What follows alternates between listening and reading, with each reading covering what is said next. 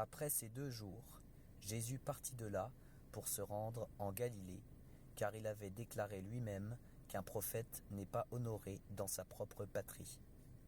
Lorsqu'il arriva en Galilée, il fut bien accueilli par les Galiléens qui avaient vu tout ce qu'il avait fait à Jérusalem pendant la fête. En effet, eux aussi étaient allés à la fête. Jésus retourna donc à Cana en Galilée, où il avait changé l'eau en vin. Il y avait à Capernaüm un officier du roi dont le fils était malade.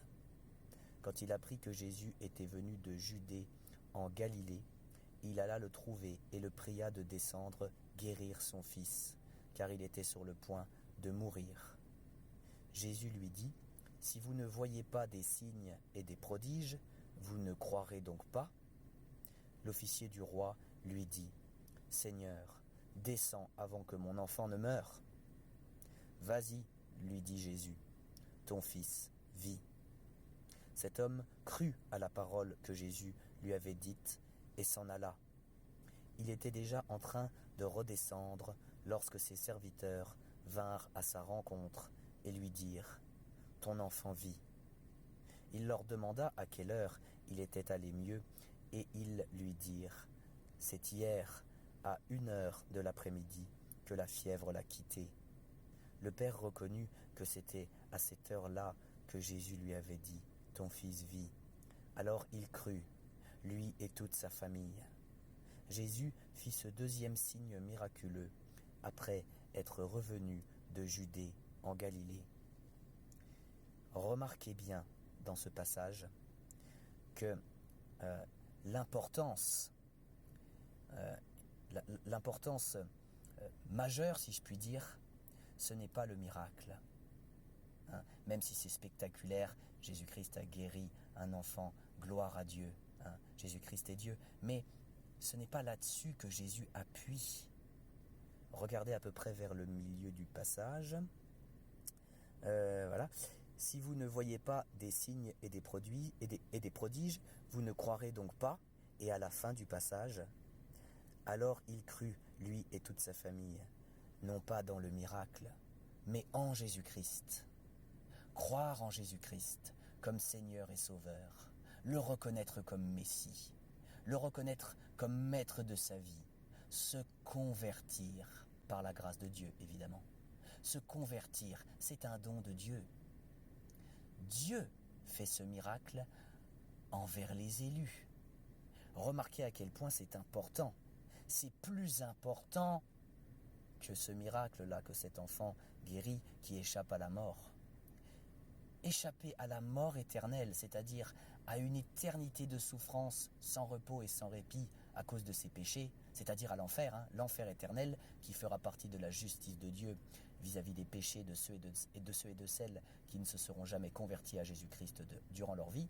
Échapper à cette mort éternelle et vivre pour la gloire de Dieu chaque jour qui passe, dès maintenant, et que ça se prolonge dans l'éternité au paradis, là où il n'y aura plus jamais aucune souffrance, ça c'est important. Ça c'est important. C'est centré sur Jésus-Christ, c'est-à-dire centré sur Dieu.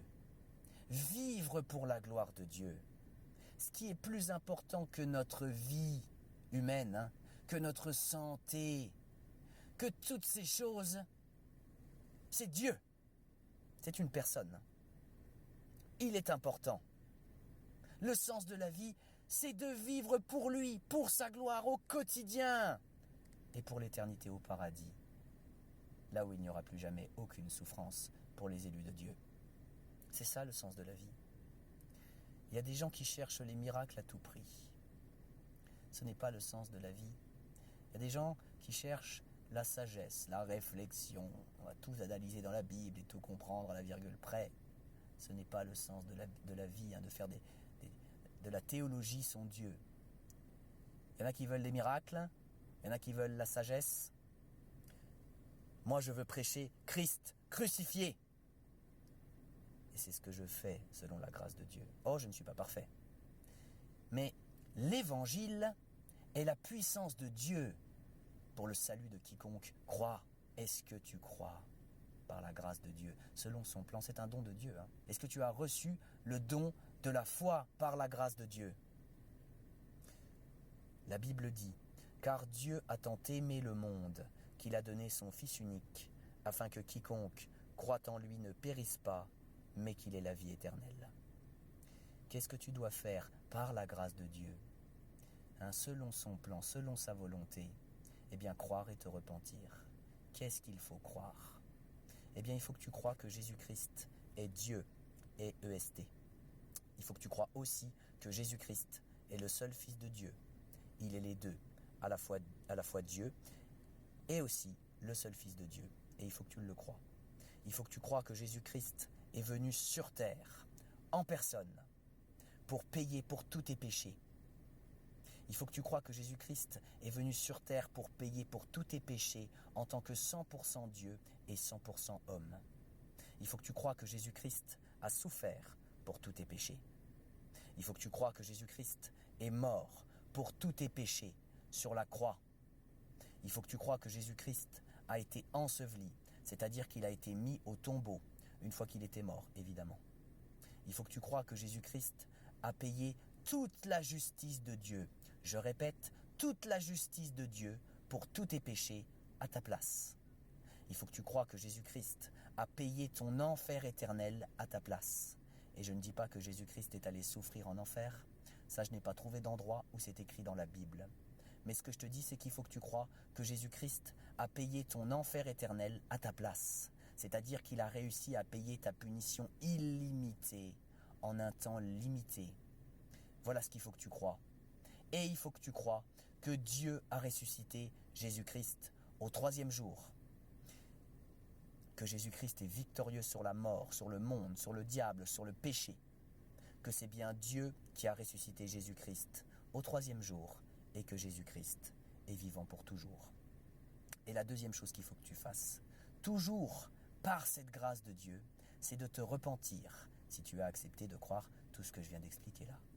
Alors, qu'est-ce que c'est la repentance? Eh bien, il faut que tu prennes un temps devant Dieu et que tu lui parles directement en le priant.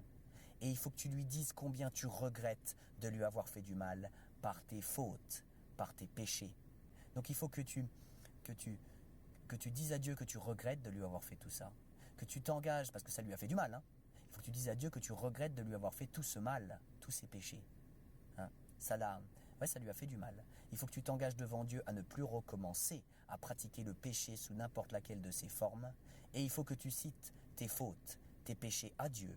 Et il faut que tu lui demandes pardon. Alors arrête cette vidéo maintenant et pratique cette repentance.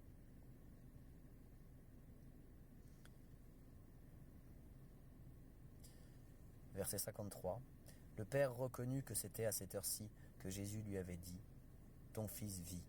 Alors il crut, lui et toute sa famille. Jésus fit ce deuxième signe miraculeux après être revenu de Judée en Galilée.